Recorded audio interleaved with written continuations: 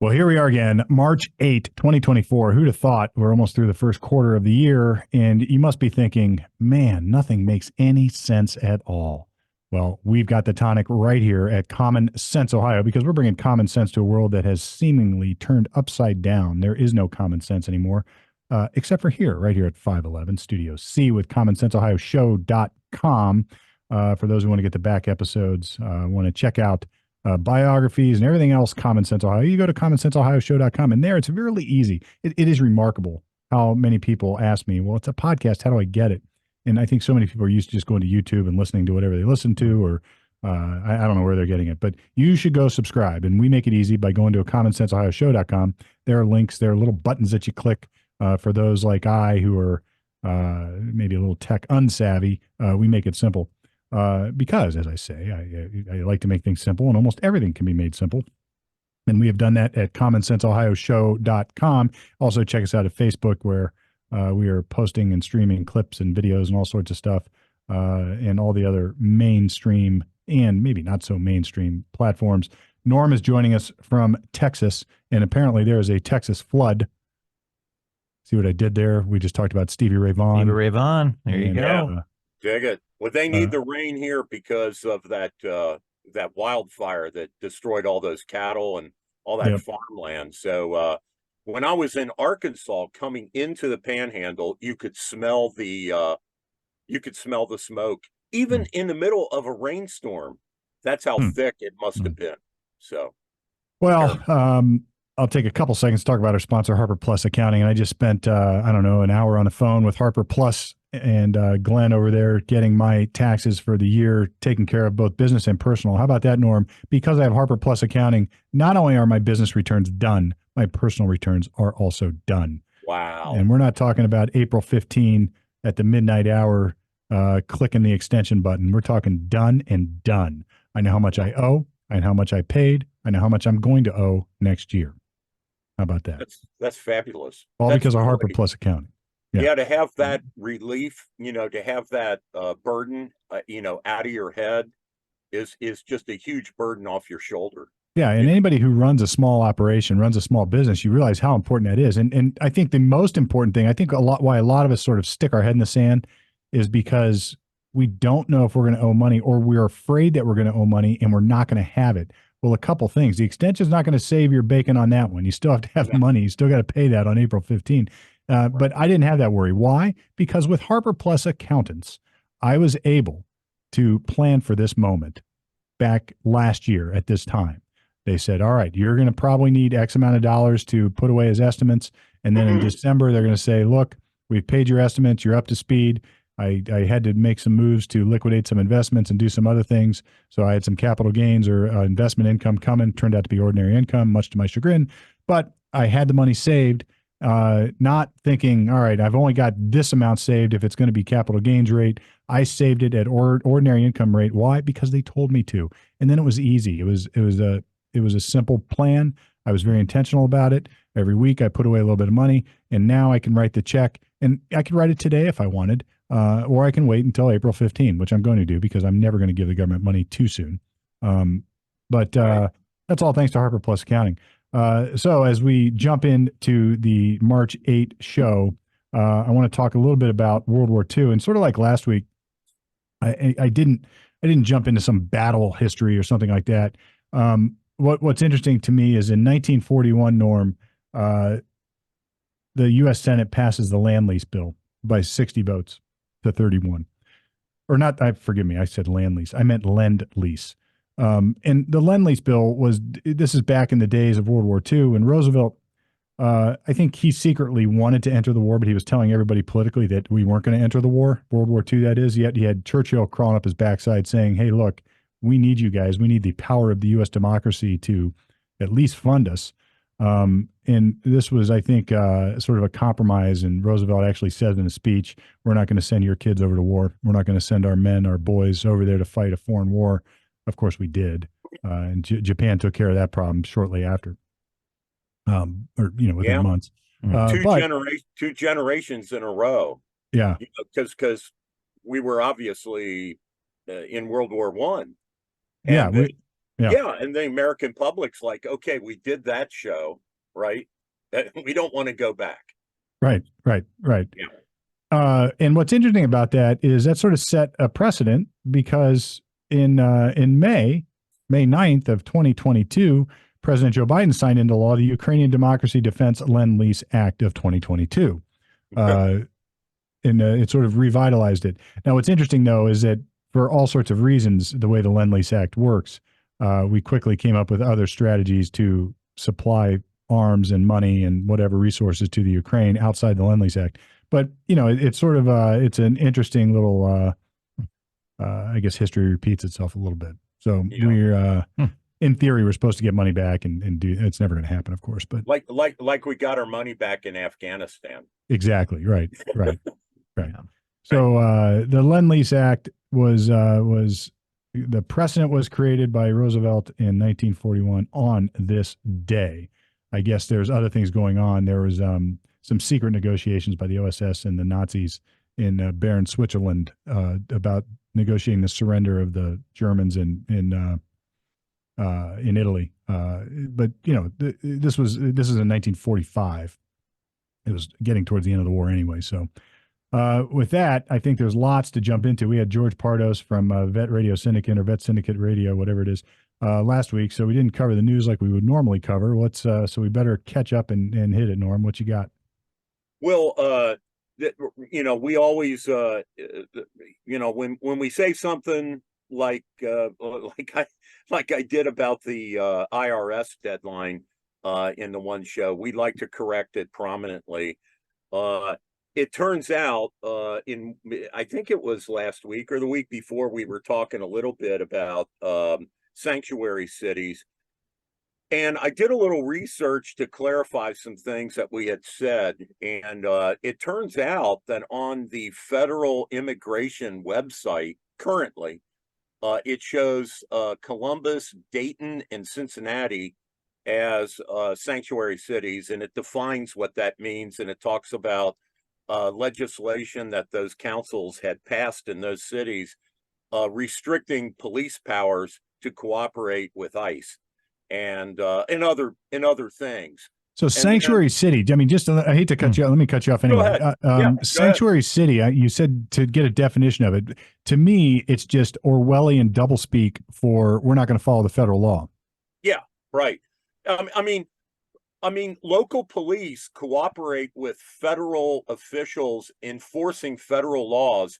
Like kidnapping and interstate stuff and. They do it all the time. The only area where police are being told that they can't cooperate is with illegal immigration. It's inexplicable. They used to say, like 30 years ago when Clinton was president, they used to say things like, well, we don't want to intimidate illegals from reporting crime because if they report crime to the local police, they're afraid they're going to get deported, even if they're victims of the crime. And I get that. I get that. So you're an illegal mom and somebody breaks into your apartment and you want to report that crime to the local police. Well, you don't want to be deported. So, I mean, I get that.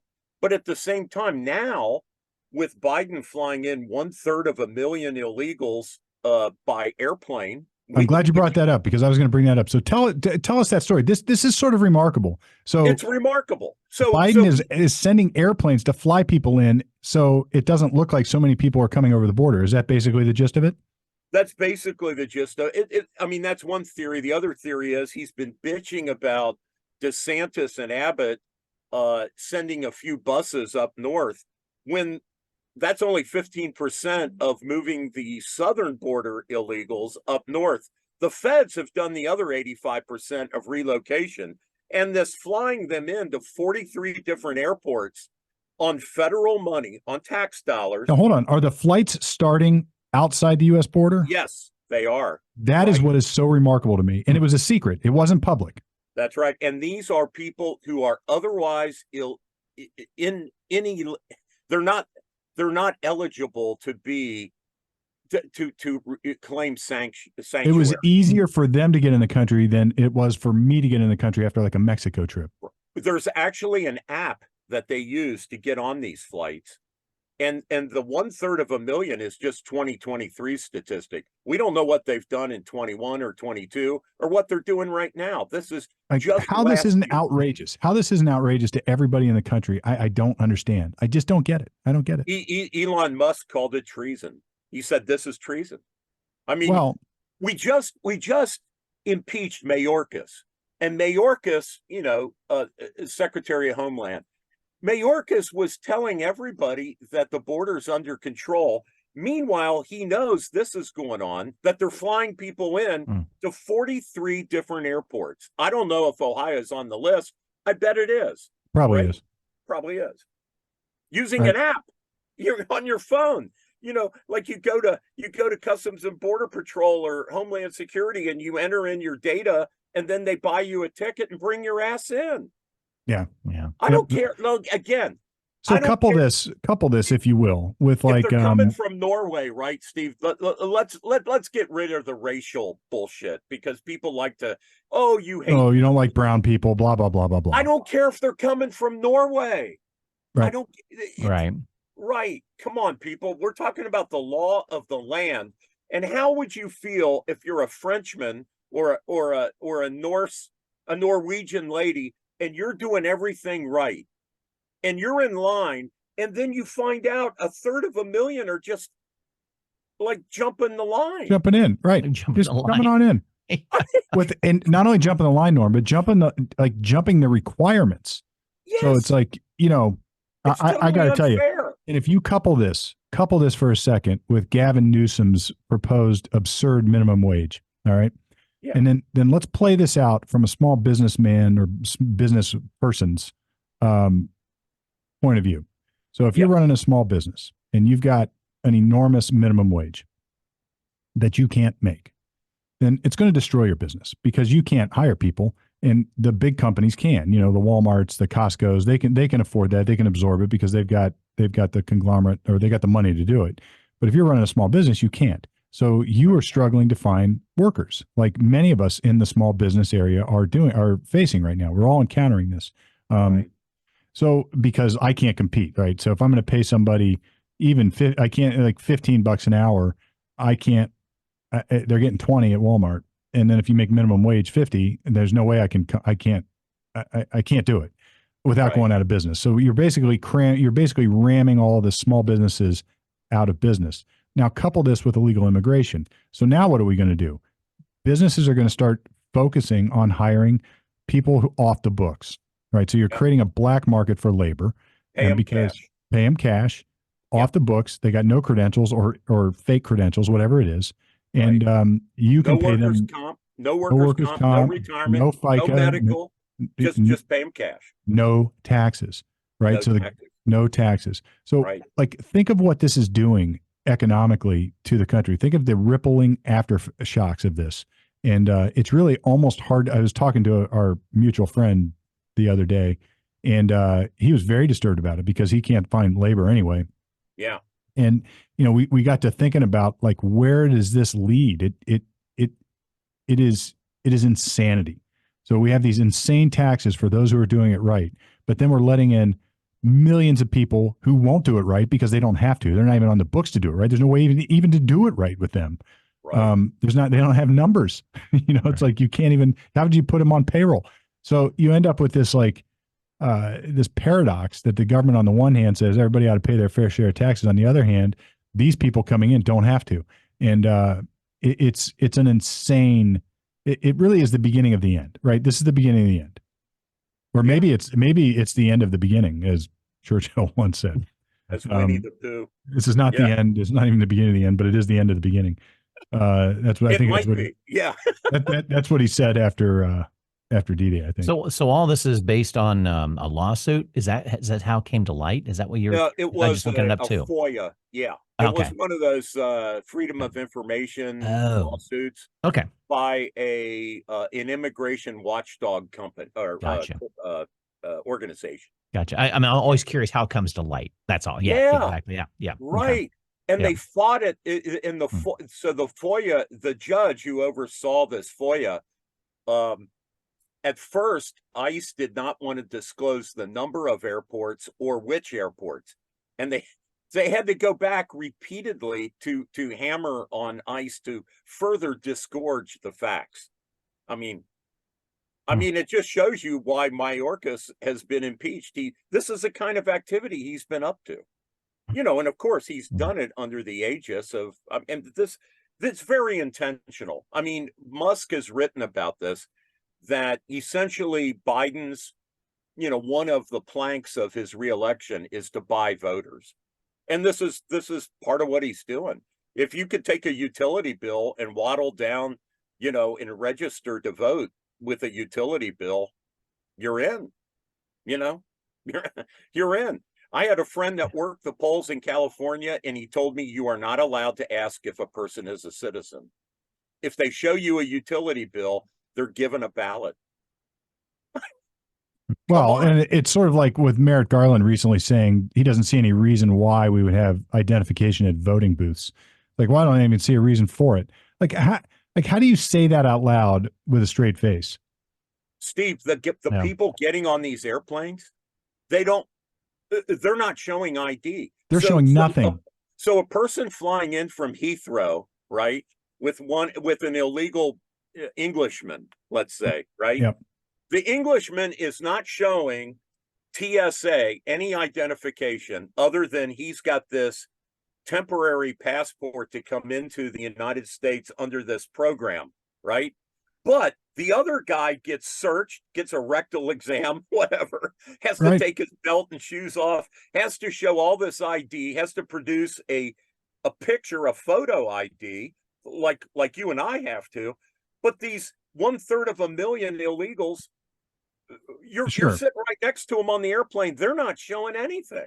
And meanwhile, I got essentially unpacked on the way back from a Mexico trip. Like all my luggage completely unpacked as I came through it with my family, a suntan and sunglasses on my head. It's like, it's obvious what I'm doing. And somehow I got flagged and they had to unpack my entire suitcase. Anybody knows what you have to cram into a suitcase to go on one of those trips knows what a pain in the ass that is. Right. These people just come right in, right? It's like I'm not trustworthy, but they are. Well, the real pros, and this is not saying anything about, this isn't like to boost anything except their security efforts. But the Israelis are really good at vetting passengers that are getting on an El Al flight or whatever their airline's called. Yep. And they know that a terrorist never book their wife and their kids, right? They don't blow up their kids. I mean, they don't get on a plane and blow up their kids. So the single travelers are the targets, or at least that's the first. It's the first one. It makes perfect sense, right? They would, El Al would ask you a few questions, you and your wife and your children, a few questions, but you don't fit the profile. But what America does is we're so race averse. We're so, like, you can't profile any. We know, right? You have to screw up everybody. Right. Yeah. You have to screw up everybody so it looks like you're not targeting a certain race. And so a 76-year-old grandma in a wheelchair, from Minneapolis or something, like she gets the same treatment as, a guy like me that's flying by myself that looks like unless I am Middle Eastern. So unless you go get the pre-flight, or what's the TSA pre-check. So right. I go pay $120 or whatever it is, and I can avoid that. It's like the insanity of this. Right. If you have enough money, right. you can right. just keep going through. So they create a practice and a policy, right, that makes it such a pain in the ass for the business folks who have to travel regularly, that then they get to go buy and pay yearly or whatever it is every 2 years a way around the problem. So they create the problem, collect money so you can get around the problem, and so they can fund the problem in the first place. I mean, it's outsource another company to get kickback. I'm sure, right. Because it's a third party. It's not government that it's that next. Is it Clear? I think it's the company's Clear. Yeah. No, it's not Clear. It's the other. There's Clear. That's a private one. Okay. But then there's the TSA pre-check. Yes. Whatever that is. So Brett. Yeah. So Brett, is there any doubt, as smart as the 13 or however many it was on 9/11, the terrorists, Is there any doubt in your mind that Mohammed Atta and his gang would have done that? Like they would have done the Oh pretext yeah. stuff, Well, sure. Yeah, exactly. For Yeah. sure. right? Yeah. Oh, and put a timetable on. I just was looking this up. So it's the app that you were talking about looks as though it was implemented at the beginning of 23. Okay. So, There you but go. that's good. That's good to know because it does put a timeline in regards to how, a third of a million came through again, like Yeah. we talked about per month. But did you read what air? I mean, is it a commercial airline that they're coming on over? Yeah. Oh yeah. Jesus. It's They're, so they- insane. Wow. And I they're wonder what the literally airlines are making. flying. The hell? The guy in the seat next to you did not go through the same security that you had to go through as a citizen. They don't have any history on this guy other than what he's told them. Oh, like filling out, Yeah. a federal form. No, I'm not a drug addict. No, I'm not a criminal. He just checks the boxes and he's in. I mean, Jeez. Well, it's sort of like I was just having a conversation. I'm changing the subject a little bit back to guns because, why not? Yeah. I had a buddy up in Michigan, and Michigan passed a law with Gretchen Whitmer at the helm, rather, that anybody who wants to go purchase a firearm now has to go to their local sheriff and get a permit to do it. And I was talking to my buddy. He was looking at buying a firearm because he's going on a big game hunt out west, and you basically you want to carry a sidearm in case you get attacked by animals like wolves and bears and such. Right. And he had to go get a permit at the sheriff's office to do it. And we started laughing about it. I was like, yeah, I wonder how many criminals are going to the sheriff's office to buy a legitimate gun. Right. Like if you're planning an armed robbery, do you think that's how you're going to procure your firearm?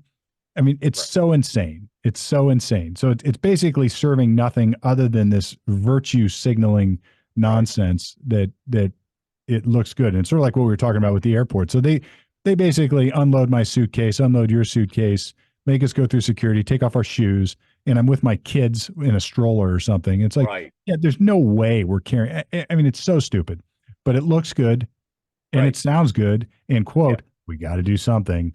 We got to do something. I was talking to a gun, a dealer, a store, a firearms store employee in Ohio. And there was something about bump stocks or something for a while there where you had to get a sheriff to sign off. And in his county, the sheriff told him, do not bother. It's unconstitutional. I'm not going to do it. I'm not going to do it. You can just assume that they're all approved. You go ahead and sell your shit. It's all unconstitutional. And there are sheriffs around the country that are doing this. They are not cooperating with these crazy laws. This is the danger, though. You said laws. They're not laws. They're regulations. So this is the ATF regulatory scheme being interpreted in different ways. I'm talking about state stuff, Steve. I'm sorry. Oh, no, that's okay. But it's a good segue to this because it matters. Yeah. There's a news story that's behind this. So if you've got the ATF basically promulgates rules on the administrative level, and those rules are subject to interpretation. And the interpretation of those rules is by and large subject to who's in charge at the time, because the executive branch is in charge of the administrative agencies. So they could say that these bump stocks we find those violating a rule. It's not like they created a new rule. They just reinterpret as an existing rule. And if you think this doesn't happen, you're wrong. It does. Or maybe they enforce something more now than they did before. It was like a Sunday law where it never got enforced. So you have recently, and I think this is sort of virtue signaling on the right side of the equation. Matt Gaetz is now suggesting a bill that will eliminate the ATF. Did you see this story? Mm-hmm. Yeah. So, and it's the same kind of thing. I don't think that's ever going to happen. There's never going to be enough votes to eliminate. I'd love the idea, but I wouldn't stop at the ATF. I would start gutting the administrative state altogether. Department of Education, number one. Oh, that's right. Yeah. That's a local responsibility. Why is there a federal Department of Education? They don't pay for it. They should have nothing to do with local school boards. And along the lines of hunting, I think it was last year, Biden and his administration basically sought to defund in public education any hunting or shooting sports. Along the same lines of guns. Programs. High school programs. Yeah. Right. So, and you would say, what does that mean? Well, there are clay shooting and skeet shooting programs at various, people get involved in that at a very young age. It's an Olympic sport. And it's Olympic sport, right? Right. There's a duathlon, right? Forgive me, biathlon. Yeah. Duathlon is biking and running. It's an Olympic sport. Right. Right. I mean, and so then, like and not only that, skeet shooting and clay shooting are sports. I've been to tournaments. Mm-hmm. Yeah. So like when England banned all firearm possession, basically, their biathletes, their Olympians had to go train out of the country. I mean, well, what England did, so they have gun clubs now. So you have to have your gun stored and locked in some gun club. And but how do you blah, ski? Blah. How do you ski? You know what I mean? Like right. When it snows and you want to grab your skis and your gun and go to Scotland to practice your biathlon, target shooting, you can't do that on the fly. It's got to, I'm sure it's this big Byzantine, bizarre. They might as well go to Switzerland on vacation and do it. Right. It's just utter insanity. And again, if somebody can actually correlate for me this type of regulatory nonsense to a reduction in gun crime, I'm happy to listen, except it doesn't exist. It doesn't exist logically. It doesn't exist in fact. It doesn't exist in any never land realm. No, it just doesn't exist.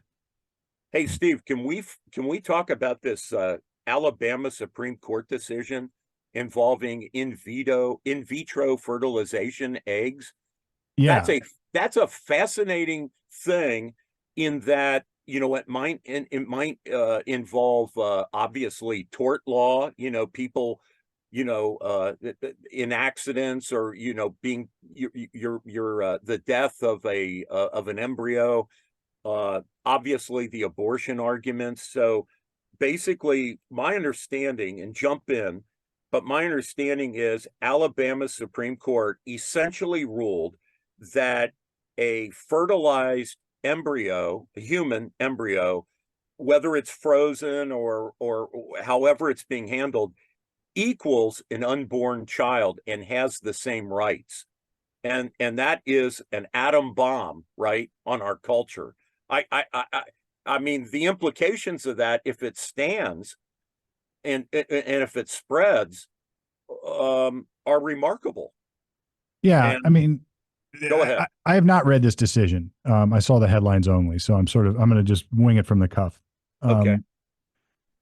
The first question I would want to know, I'll tell you the things I would want to know. I would want to know what the facts are based upon. In other words, what was the testimony and evidence at the trial court level, at the local level to establish this? But essentially, I would assume that there was expert testimony to say that a fertilized egg, in vitro fertilized egg, is a potential baby, right? Is a life.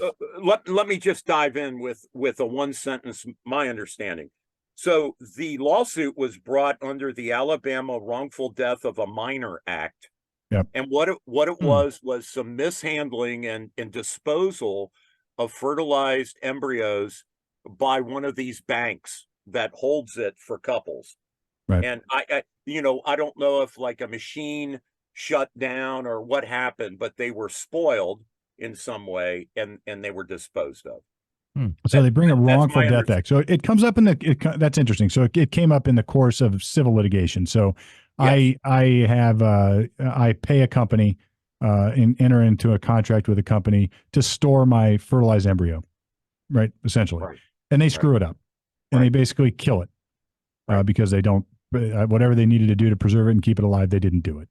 So now the question is, what is the liability? Is it just a breach of contract?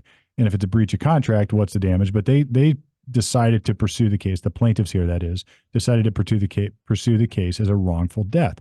So a wrongful death would be if I kill you made a mistake while driving negligently and I kill somebody. That's a wrongful death. I am liable for a wrongful death.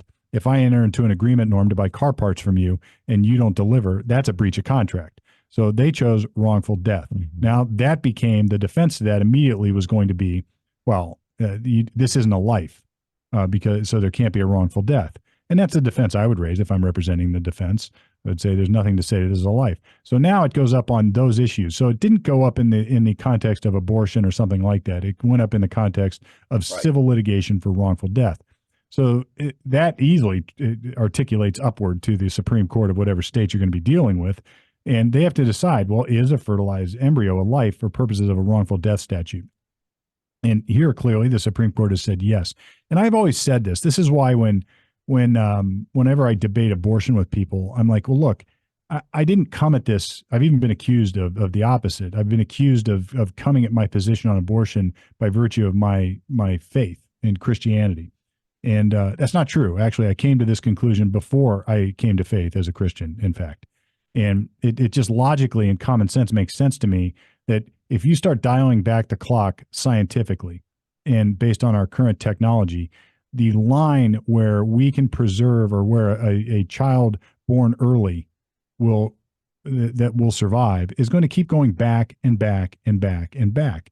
And when you're creating legal standards, you need to have black and white standards that are applicable. And viability is a moving target. The goalpost moves on that all the time, maybe depending upon the health of the baby in question or the mother in question, let alone the current scientific technology to keep a baby or a preborn or a preemie rather alive. And I have a very close friend whose babies were born at a very young age, and they were in the intensive care unit for a number of weeks, and then fortunately they're going to survive and they're doing great. But 20 years ago they'd be dead. Yes. So would those be viable fetuses for purposes of deciding whether it's life or not life? So the only way to come at this, to bring it back home, is when the egg is fertilized.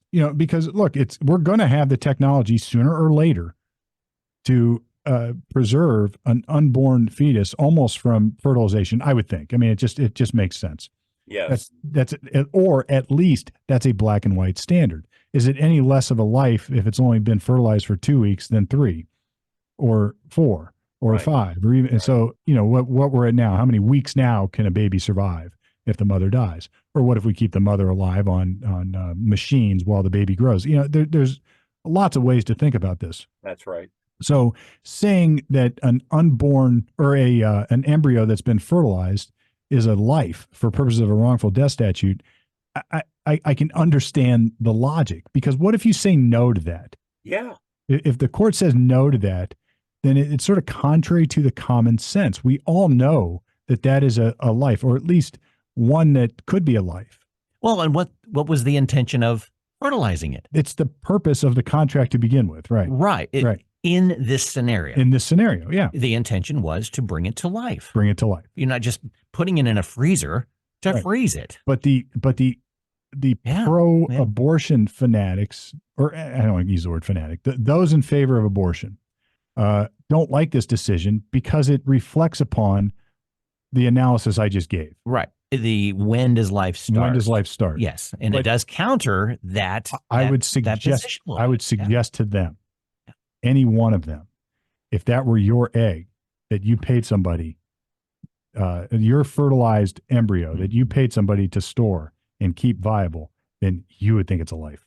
Right. Right. You would. Right. It's like, well, then they would come back and say, well, now you're just talking about exchange of money. There's no life to this. Right. You're just talking about money. Sell. Right. It's a deal. And I get where they're coming from. That you're right. It is a deal, isn't it? It was a contract. It's a contract. It was a contract. And they made the choice before the lawsuit came to a head. Okay, do we pursue it as exchange of money or life? They probably did both. They probably did both. Yeah. But implicit in this. There's a couple of interesting spin-offs of this. One is this decision sort of buttresses these international conventions and treaties we have against experimentation on human embryos, right? That's why there was an outrage when the Chinese or North Koreans, whoever did it first, created a human embryo, because that went against these international treaties. Well, why do we have international treaties against experimenting with human embryos if they're not life? They're not life, right. I mean, that's the impetus behind that. And then the other interesting thing is, immediately after this decision, I think within one day, Trump came out against this decision. He said, what it will do is it'll put a damper on couples that cannot get pregnant, because hospitals and clinics don't want to take on this burden. Well, that's right. So maybe they could be charged with manslaughter, right? That's right. There is a bad side of this coin. There's all sorts of reasons why this isn't good precedent either, because one, you're going to chill the existence of clinics such as this one that exist to help people procreate, right? Exactly. You're going to chill it. The other is, I was already going down this path, and you brought it up, Norm. It's like, is it manslaughter? Is it negligent homicide? If you screw up and your power goes out and you don't have backup systems, like where does that line get drawn now? How many counts are you going to be dealing with if all these things are considered life for purposes of manslaughter, murder, negligent homicide, whatever the particular state would call it? So there's a lot of aftershocks to this one that are going to show up. And you know what? You could say that it's a bad decision for those reasons, and maybe it is. But this is the beauty. This is why I love studying the history of the common law. This is why our Western system of justice is so fascinating to me, because we get to evolve. Decisions get to reflect society, and it happens slowly. And I always say that the laws reflect society and society reflects the laws. And it's not always clear what's first. So if you go back and study the common law, it wasn't written in medieval times. Go back to until you got to Magna Carta and John, and then Henry I and Henry II. It wasn't really that we had law. Even then, you didn't have laws written down. It wasn't like you could pull out a statute book and read the laws. It was a common law. It was a law that was common to the land.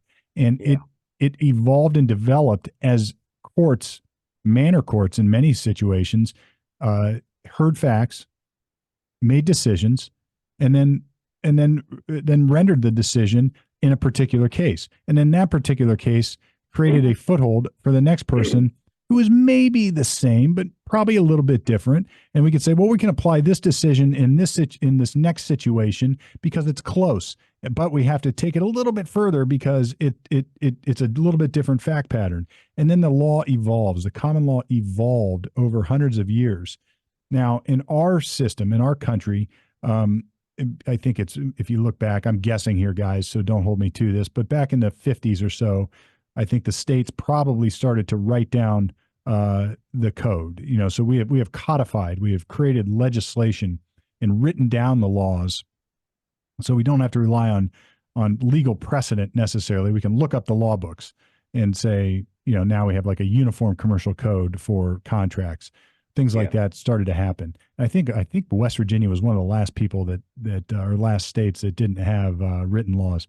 And so anybody who's going to look at this and they're going to not listen to the whole thing and they're going to clip it out and say, you don't know what you're talking about because you're wrong. I'm telling you, I'm guessing. But I think I'm shooting from distant memory over the years of my last 28 years of practicing law. But, the idea, the bigger picture is what's important here. The law evolves as things change in our society. And the law has to be created. If you're going to write down law, if you're going to create written statutes, you have to be able to delineate definitions and facts that don't change.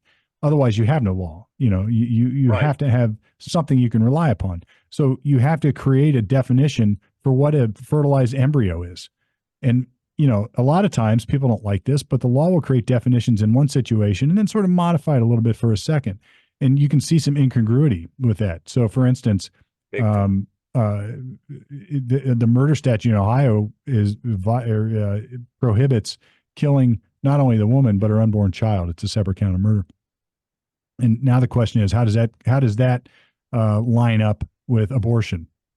Yeah, right? with our recently passed amendment to the Ohio Constitution, right? So which is almost unlimited abortion. I think there are some states who have eliminated the unborn child definition of murder in the murder section of their stat because they've got to create congruent outcomes.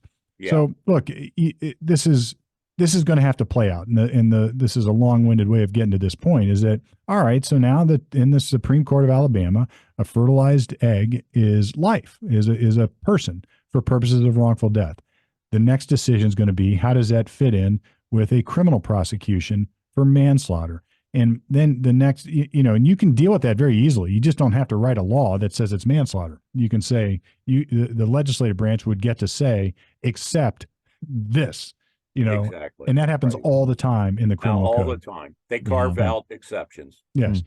So there's ways it can happen and ways it doesn't have to happen. But I guess my point is, it's the court's job to sort such things out.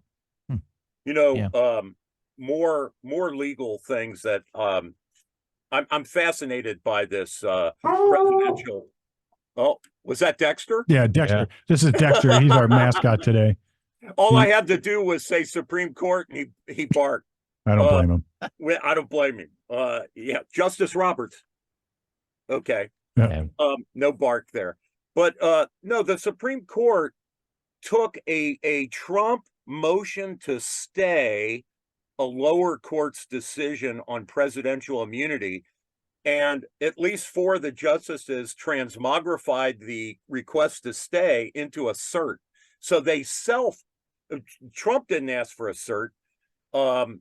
Jack Smith didn't ask for a cert, but the Supreme Court self-certed this motion to stay into a single request for briefs on the question of whether or not a president who's no longer in office can be held criminally accountable for acts he took while in office. Yeah. And that's now you know, going to be, I guess, the linchpin on whether or not both the January 6th, you know, the impeding an election, those charges that Smith is claiming, as well as probably the documents, the Espionage Act question down in Florida. This will probably touch on both of them.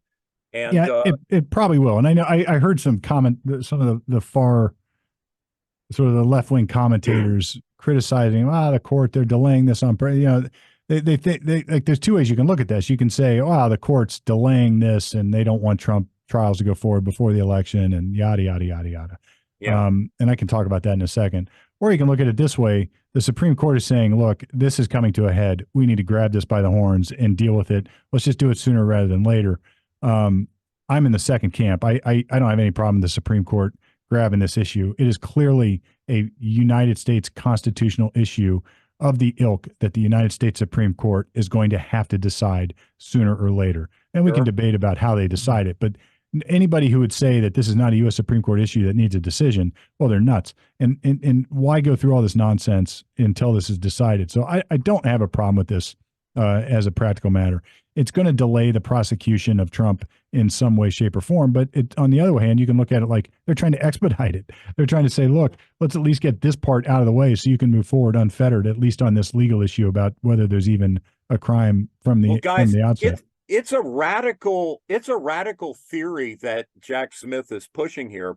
Let me give an example. I remember when President Obama sent a drone strike that killed a U.S. citizen in a foreign country. I don't know if you guys remember that. Yeah, I do. It was in Jordan or Syria or Iraq or someplace, okay? And a U.S. citizen happened to be at this party. I think it was a wedding reception, and it was a mission that went wrong. I mean, I think the Defense Department acknowledged that they made a mistake. It was misidentification. They hit the wrong house or something like that. Anyway, so could this U.S. citizen's attorney then go to either a district attorney or civilly bring an action against President Obama for an act he took while in office, right? And he's no longer president. Could Obama possibly go to prison for killing a U.S. citizzen? Well, right? I think you've added some variables here that are probably worthy of discussion. So the first question is, let's assume that you can do that. Let's assume that you can prosecute a president for crimes committed while they were in office. Make that assumption. Then you have to define what crimes, because there's a difference between what I'll call mistakes or negligence versus intentional acts. So I think anybody looking at this would say if a president committed murder while in office or committed an intentional theft while in office, sort of like Nixon did, or like an act like Nixon did, something that's a little more than just making a mistake. Well, that's treated differently. It's treated differently in the legal system, frankly. Except for cops that do no-knock search warrants and shoot the wrong person or go to the wrong apartment, they go to jail. No. They can be prosecuted for that.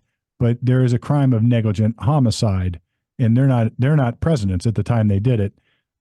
So you're talking about whether Biden or whether Obama could be prosecuted for a mistake made under his regime targeting the wrong target. I would want to know in that prosecution in isolation, leaving out all the Trump stuff, did he do it on purpose? Did he know? What did he know and what didn't he know? Did he legitimately in good faith think that this was a legitimate target? Well, that's different than if he thought, well, look, it could be a legitimate target. It could be a U.S. citizen. Screw it. Let's just take him out anyway. We'll be safe and take him out. Yeah, Steve. Yeah, we can parse all that stuff out at a trial, but the point is, parse it out.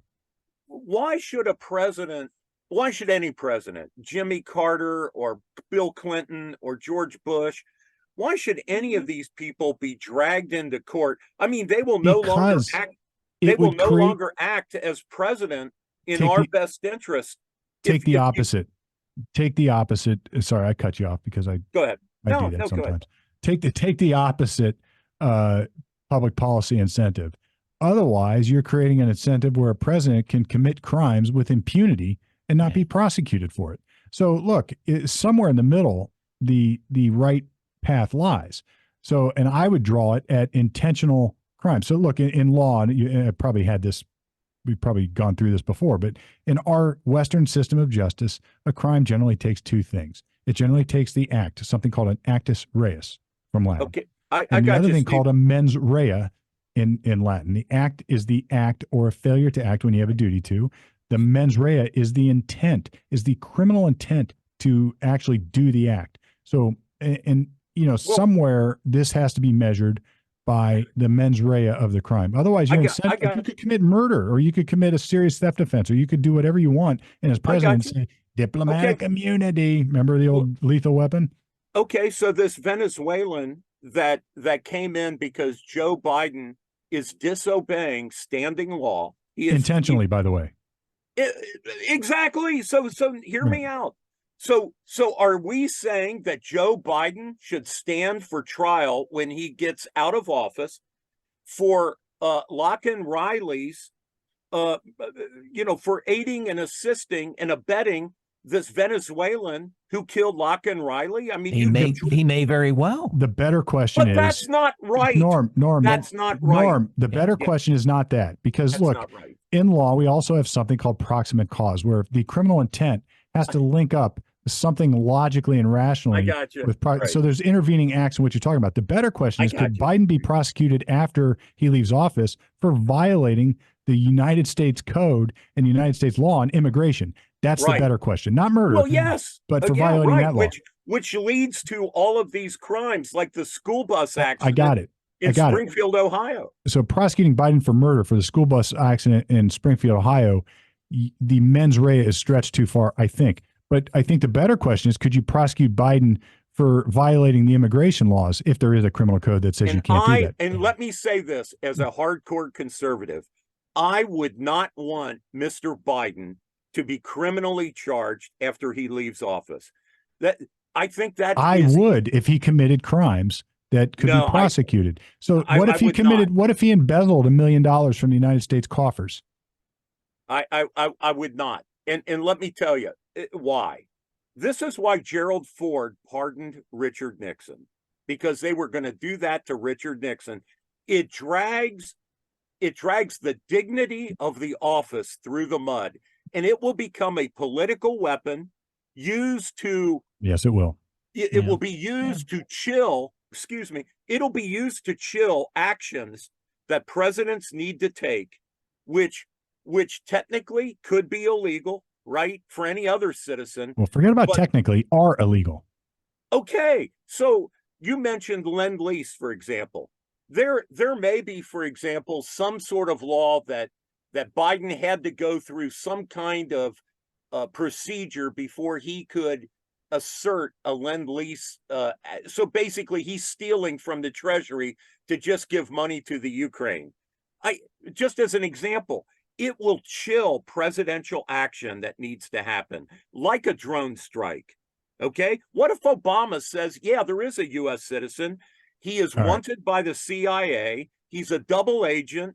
He's a bad guy. He's at the party. I'm going to kill him. right? You're assuming it has to be all or nothing. It doesn't have to be all or nothing. I think that there is a path you can carve through this that does not give immunity to presidents who commit criminal acts like theft. Okay. So theft in office, for instance, is a crime. If our governor steals a bunch of money, he can be prosecuted for theft in office. Would you give the president immunity for that? No, the solution is impeachment.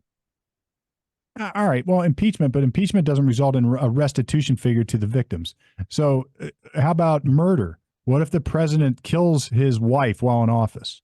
Yeah, I'm talking about official acts. I'm not talking I about, got you. So maybe you draw the line at official acts. exactly what I'm All right. talking Because that's already on the books, isn't it? And, the president cannot commit murder. That's right. I think that's right. right. I'm using that as an extreme example. But your That's point right. taken. Your point taken. So official acts versus personal acts. You per have se. to You have to Thank draw the line somewhere. The president should not have immunity for intentional crime committed in office. All right. Well, intentional crimes that are outside of his office. Well, there's immunity right now. So the police officers have certain immunity, civil liability or civil immunity when they engage in actions within the wearing the hat of their duty. Right. But that's civil.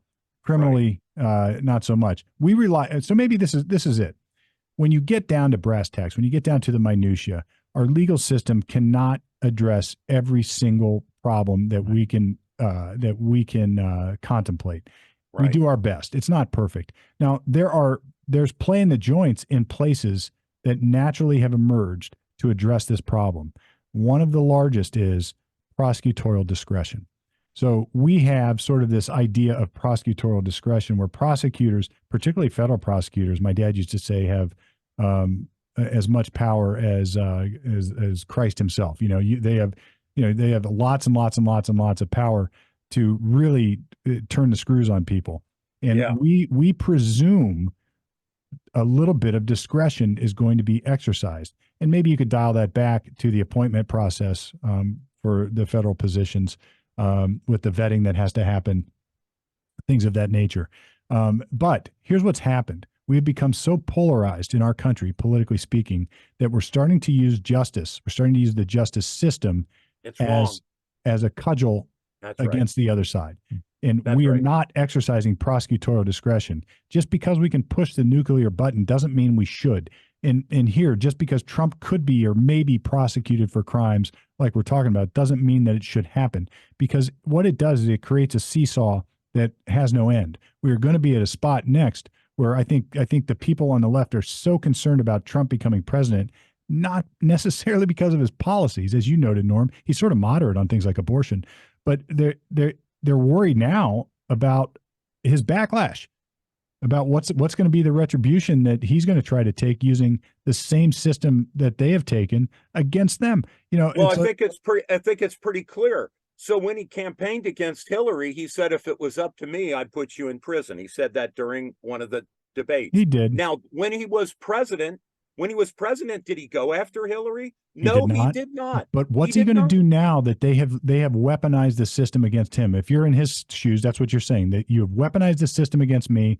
All right, so now we have made this a weapon that anybody can grab. This is what we're going to do. It's sort of like Mitch McConnell using when the Dems eliminated the filibuster, changed the rules. He said, "Watch out, we're going to use it against you someday," and then he did. And they regretted it. So look, this is the problem. We have eliminated discretion in the system by virtue of a polarized political system where nobody can agree on anything. And what Jack Smith in this case is alleging is that Trump, now he was president, right? He was president after the election up until January the 20th. Mm-hmm.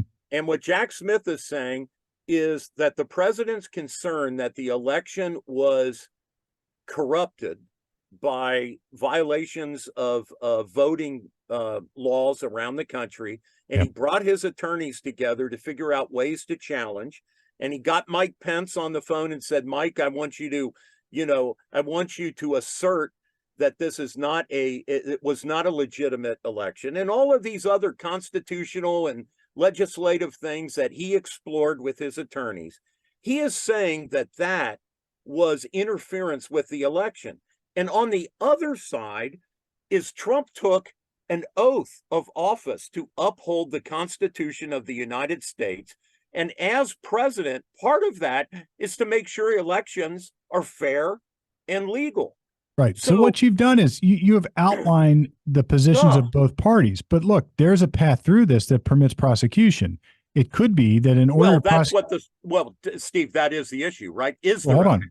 What the Supreme Court is going. So look, if you're going to prosecute Trump, you have to say that Trump knew and intentionally was not acting within the duty that you just described to uphold. Yes, you would have to say that Trump knew, or maybe even depending upon the mens rea elements, knew or should have known that this election was legit, and therefore everything he did while under his own express hat of saying, I'm just trying to make sure the election is fair, he knew it wasn't fair, and he's only saying he was trying to make it fair while he was trying to commit basically a coup d'etat. So look, now you're getting in his head, and this is what is so dangerous. This is criminal prosecution, Norm. This is what we do in every criminal case. Yeah, but Steve, we only have one president at a time, and to bind the hands of the president and to try to get into his head about whether it's an official act or a personal act. Well, it depends on what the proof is. What if you have proof? And look, we'll play law school here. What if you have proof that Trump told his closest advisor, look, I know this election wasn't stolen, but I can just say it was stolen, and then I'm going to go try to take over power. Does that change your analysis? Well, think of all the incentives for a little shrimp working for him to perjure himself and say it's on tape. Take that out of the equation. Yeah. Now it's on tape. Can you prosecute him then? Things like Nixon said on tape, and Gerald Ford pardoned him. Correct. And so why did he do that? He did that to save the country going through a nightmare. Agree. Sure. And Steve, we're going through a nightmare right now because of Jack Smith. I agree. I'm not arguing with you on that. I think the Supreme Court is going to come down along the lines of something like intentional crimes not exercised in the course and scope of your duty as president, which is going to put the onus on Jack Smith to prove the negative of just that. And I'm not sure he can. I'm not sure the proof exists, but I think that's got to be where the line is drawn now, or the line is drawn. Now we have to get back to political and prosecutorial discretion, because literally any side could do this. This is nuclear warfare. Any side can do this.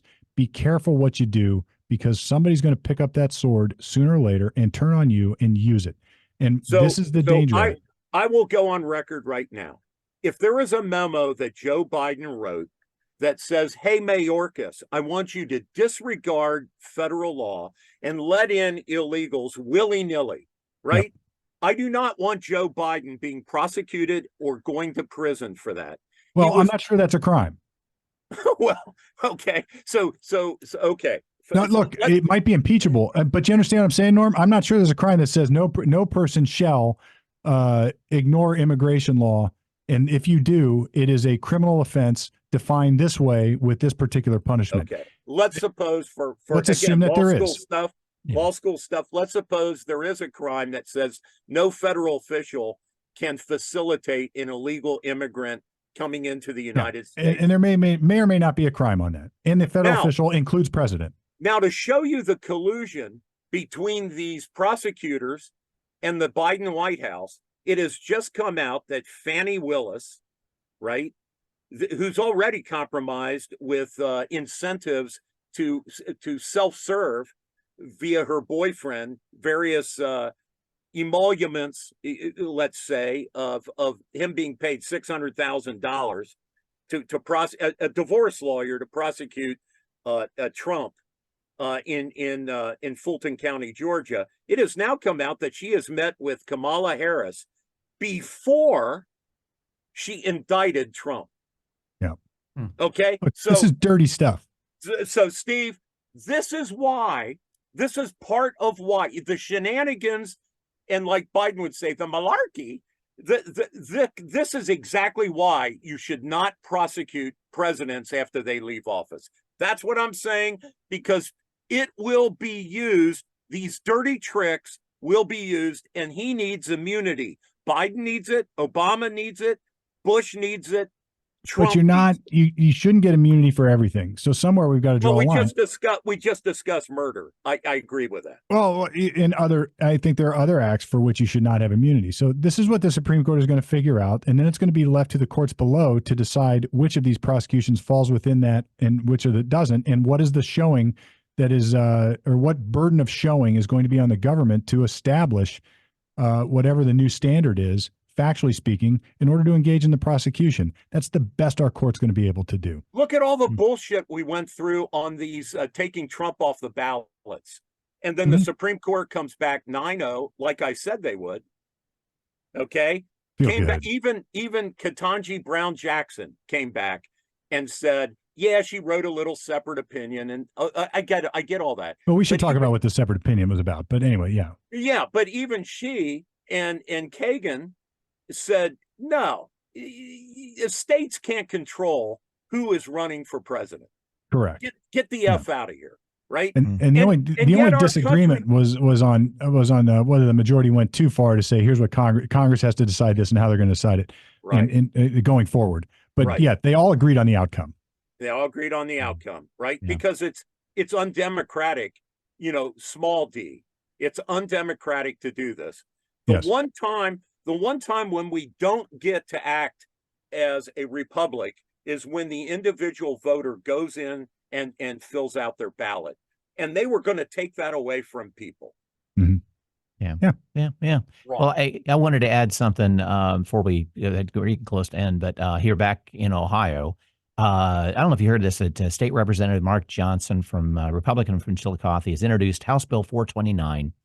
And this is a good thing, I think, at least the scope of it, would increase the penalties for reckless driving in a construction zone, including thousands in additional fines and license suspension. Now, here are the numbers. There have been nearly 100 deaths in the past 5 years from construction zone crashes, according to State Highway Patrol. There have been 34 crew hits the first 2 months of this year. Wow. 34 hits compared to 56 total in last year. Wow. So I when the ladies and gentlemen do some good things down there, I do want to give them applause. I think now this is probably going to be an overreaching House bill to a certain degree. It always is. But I'm kind of surprised the fine started at $400. Well, look, where do we pull this stupid number that's so damn low? If it's so important, why is it $400? Here's what we have to do. Let's kick this. This is a fascinating topic to me because we've created a law that enhances fines and punishments for speeding in a construction zone. Right. In order to address situations where somebody gets hit or a worker gets hit in a construction zone. Yeah. All right. Those are two different things. So you have to correlate speeding to somebody getting hit. Okay, gotcha. And that may not always be the case. Sure. Oh, yeah, you could be going the speed limit, but hit somebody accidentally. Yes. For sure. Or you could be on your phone. Yes. Or you could be distracted. You could be changing a radio dial. You could be doing whatever. Sure. So look, it is true, statistically speaking, that lots of accidents are correlated to speed, but lots of them aren't.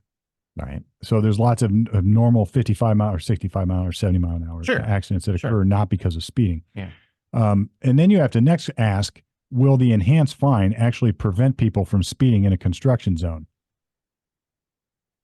I don't know that that's enough. I don't know. Yeah. I don't know that that's enough to do it. I don't know. So look, everybody goes through the sign. I've done it. You go through the construction zone, fines enhanced because of construction zone or fines tripled or doubled. I always slow down in construction zones, I guess for both reasons. One, I want to try to be safe. And two, I don't want a big ticket. All right.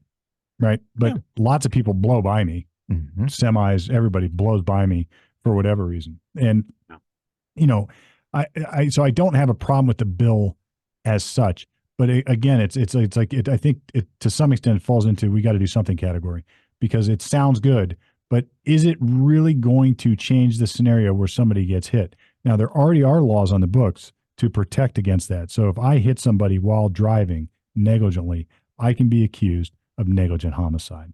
So there's a traffic offense that says I'm guilty of some degree, some version of homicide. If I make a wrongful, I blow a stop sign and kill somebody, I can be accused of a homicide charge. So the people who do that are already accused, and it's not stopping them from doing it. So you wonder, like what could happen? This is where I always say there's a sliding scale here. We could have no crime. All we have to do is increase enforcement to a level that we would all be uncomfortable with. Right. Right. Everybody, Yeah. you create checkpoints going into speeding or going into construction zones, and you tell everybody, or you put a regulator on their car and say, now you're not going to be able to go fast. I mean, you can. There are things you can conceive, but we don't want to do that because we have to balance the criminal side or the criminal laws against our freedom, and vice versa. So the more free you are, the more risk we take in our society. I'm not disagreeing with the law in theory. But to some extent, it's a political law because it's already prohibited to do that and people aren't following it. So his theory is maybe we can get people to slow down if we enhance the fines more. And that might be true. Might be. But it's not necessarily going to protect human life. It could, and it's a good step. But and I'm not arguing with you that it's a good law. No, I don't know either. I find it interesting though when you really break this down logically. What is the correlation to the outcome they're quoting with the law that they're proposing, and really how is it going to play out? And time will tell. If we have, I would like to know in 10 years if this goes into effect, do we have fewer accidents in construction zones? And you'd want to know, do we have fewer construction zones? And I want and take into effect that this came to mind as well too, that our construction season is now 12 months a year. Right. So of course, so those numbers are probably going to be up. They're going to be probably. Up. And then you have to ask, what were the construction workers doing? And nobody's going to like this question, but what were the construction workers doing when they got hit by a car? You know, were they, because there's a percentage that they accidentally went over the line, got hit. Yep. There has to be. We're human error. I have seen workers and I'm like, what in the heck are you doing in the road right now? Like, look, you don't have to, you're walking to your car, like something's going on and they're on their phone. Like, so there's a lot of variables, but look, in theory, fine, make it a bigger crime. Yeah. So and this is also going to cover, from what I'm seeing at the very end of the article, you going around Columbia Gas people. Construction they're considering that construction as well too. So AEP comes out, or the gas company comes out, and they put the truck and the cones out. You hit that guy coming out of the truck, this is going to be part of it. Sure. So there's a law that went into effect a few years ago that says you have to get into the left lane when you see an emergency vehicle in the right lane. And you know, that sounds great, but I don't know this, so I'm speculating. I wonder what the actual outcome of this, because I've tried to do that before in that situation, and it gets pretty dangerous in and of itself to try to do that. You know, there's a backlog of traffic. You can end up causing an accident. So there's always there's always another side of it. There's always a ripple effect. There's always an unintended consequence. So look, I mean, on the other hand, let's take school zones. Everybody knows you have to slow down in a school zone because the enforcement and the targeting has been enhanced. So maybe what we need to do, instead of making a new law, enforce the one that's already in existence. You'd be amazed how much, you hit the brake pedal when you see with the lights on top of a car. So deploy police to construction zones and pull people over who are freaking speeding. Do it. And I'll bet you stop it. That probably would have more impact on what this guy's trying to do than actually rewriting a new law that nobody's going to know about. Right. And I guess the whole gist of it, and I think you'd agree with Norm too, because you're on the road a lot too, it's just don't speed through construction zones. Right. Slow it down. These guys and men and women have a home to go to that night. Slow down. I would also encourage ODOT, you know, because they use private contractors like Coco Singh, you know, does highway construction. So they're not state employees in most cases. They're private, you know, just like Columbia Gas. But I would urge ODOT, and maybe ODOT is increasingly doing this. I hope so. But you can't condition people to think every time they see an orange barrel that it's a construction zone that is live. So I would encourage ODOT so that you don't get people going through a construction zone and getting conditioned to the fact that, oh, there's nothing going on here. Why did they slow me down? They need to have some signage that says construction zone laws. This is an active hot zone right now. There are people working. And then when there's nobody working and both lanes are wide open, but there's still barrels, turn the signs off. And, and it's no longer a construction. What we're talking about. You teach people to ignore construction zones because half the time when they go through there, nobody's working. Right. What we're talking about is an obvious logical truism that identifies an obvious logical fallacy. Very rarely is there a single cause to an outcome. Yes. Very rarely. There's there always are. It's a multifaceted analysis of many, many things. And a lot of times the danger of these laws is they only identify the one that happens to be politically interesting at the time, or politically give them a little bit of leverage at the time. Yeah. And then they pass a law. Steve, take your example. Your example of school zones is perfect. Those zones are not active when the lights aren't flashing. Right? Yes. Right. No, that's a great point. Yeah. Great point. That's true. That's all I'm saying about construction zones is I think you will gain the trust of motorists if you indicate when it's live and it's in effect versus when it's not in effect. Yeah. So we know when Norm speeds through construction zones. Right. Wow, no, man. Hey, man, the one going through Benton, Arkansas, home of Walmart, was like 10 miles long, and it was bumper to bumper. It was terrible. Yeah, it's brutal. Look, but it's a reality of life, and that's just how reality, it is. Right? Yep. But I think part of the problem here, is enforcement. So if we're not enforcing the laws that are on the books, and then we're going to write new laws that still won't be enforced. I'll give you an example, and then we can wrap this up. But I had there was a semi-truck trailer parked behind my building yesterday, and this guy had to go to court or whatever it was, and he left a phone number on his window, so I called him and said, "Look, man, you got to move your truck. You're taking up 5 spots back here. My employees, my building tenants can't park." He comes back and moves. While he's backing out, now it was without a trailer, Norm, so it was just the semi tractor. Wow! Slams into the utility pole out there. Oh, wow! Backing out as fast as he could, and nails it. So down come the wires. Oh! Crossing my lot, crossing Blinkner. So now traffic is stopped on Blinkner. People can't get in and out of my parking lot. He jumps the curb, goes the wrong way on Blinkner, and then heads up High Street. Okay. All right. A hit and run, basically? Yeah, it was a hit skip. So I called the guy and said, "Look, just come back, man. Just come back." No, he didn't even respond. We call the police, the fire department. They bring in and kudos to the city, because I thought this was going to be an all-day problem. They had it fixed within 2 hours. They had the wires back up and Blinkner back open. But all the local businesses around here, we were all cobbled because we couldn't get our employees into our lots. Hey, Steve, it's probably because the city paid somebody who had one of those wires came down on the Broad Street Bridge, and it electrocuted a kid, right? Yeah. And the city had to pay. Well, these weren't power wires. It was private. Oh, okay. So it was data line. So those people don't want, they came out on the spot. Now, here's the point of the story. I called Columbus Police, and I had the gentleman's phone number. I had his name. I had his license plate number, and I gave it all to the police department. He just said, "Yeah, we're not going to do anything about it." What the hell? And he looks at me as, "You're not a victim. It's not like, you're not, it's no big deal, but you're just not a victim." I'm like, well, who's paying for all this?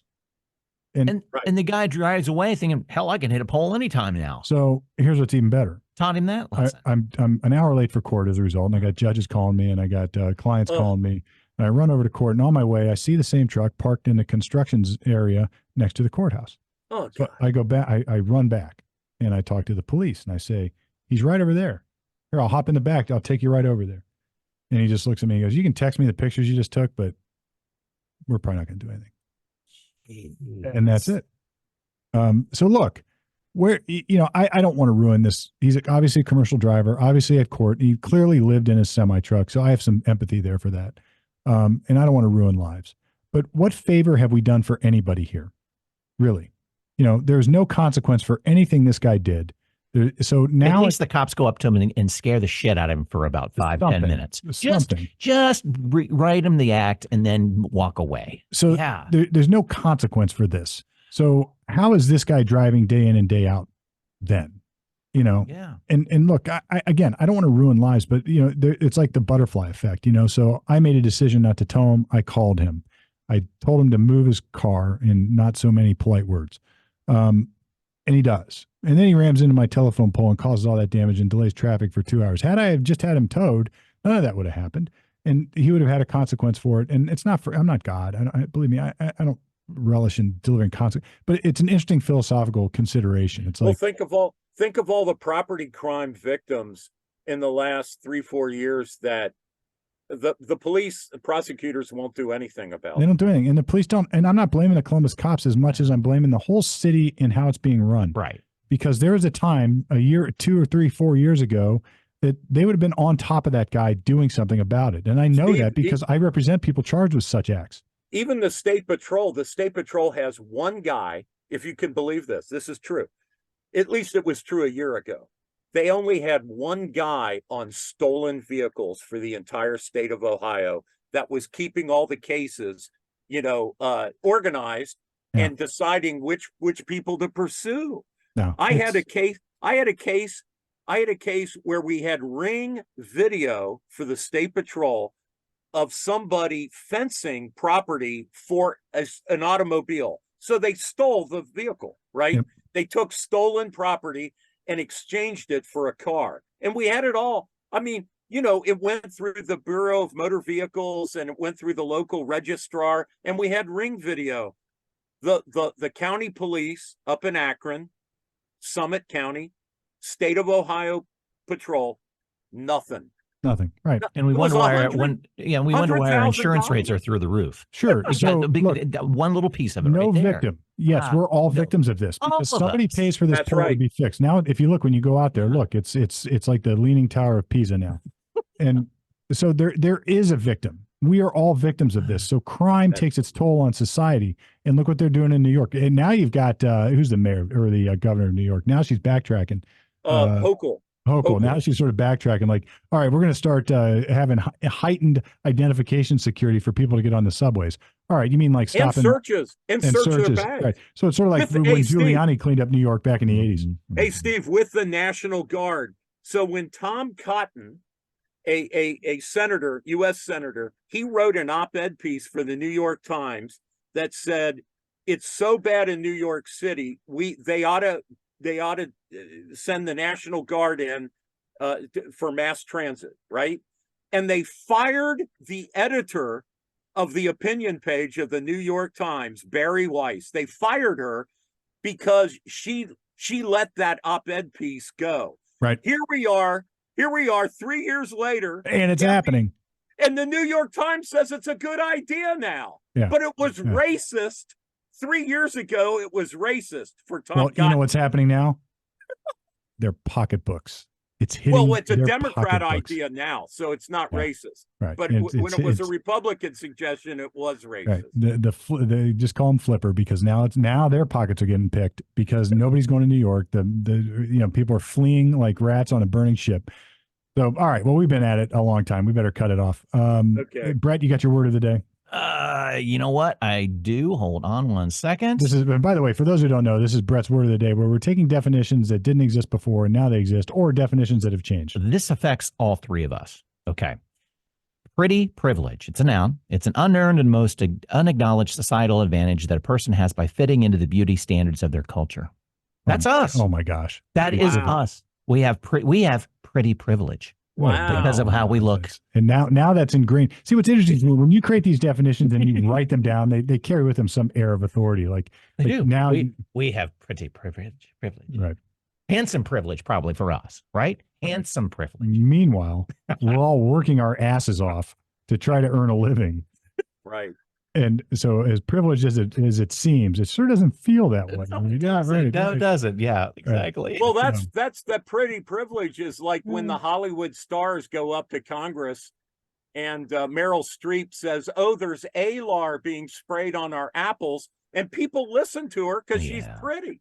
Right. Yeah. Well, that's a different pretty privilege. All right. Well, with that, we're going to wrap it up. Brought to you again by Harper Plus Accounting. This is Common Sense Ohio, where you can check us out at commonsenseohioshow.com. And by the way, do us a solid, man. Like it, share it. Like it, share it. We've got stuff going on Facebook. So if you want to just go there where everybody knows how to get there, at least anybody over like 30. I find my kids are not on. My kid got kicked off Facebook because all he was using it for was Marketplace. But anyway, Hey, Steve, hey guys, Brett, some self-deprecating humor. So let's turn the howitzers on ourselves. This is kind of like the EV, electric vehicle adoption statistics where there's 4 people that own them. And then when 12 own them, you could say, oh my God, it's gone up 300%. So our listenership and our viewers, we could say that it has tripled in the last 2 weeks. Right. So it's gone from 1 million to 3 million. Right. Yeah. Right. Minus a few zeros. But yeah, so like Steve says, please subscribe, go to our Facebook page, go to our website, please, people. Even if you disagree with us, you have to say we're entertaining. Yeah. And by the way, send if you got a question, send it in. You go to commonsenseioshow.com and send a question there. There's an easy contact form. If you want to do it on Facebook, we monitor that stuff too. And if you think you got the chops to hang with Norm at the round table, just give us a shout and we'll bring you in. And he loves everybody. We'll bring you in and he'll beat on you with his logic and love. So anyway, all right. So this is Common Sense Ohio coming at you right from the middle, at least until now.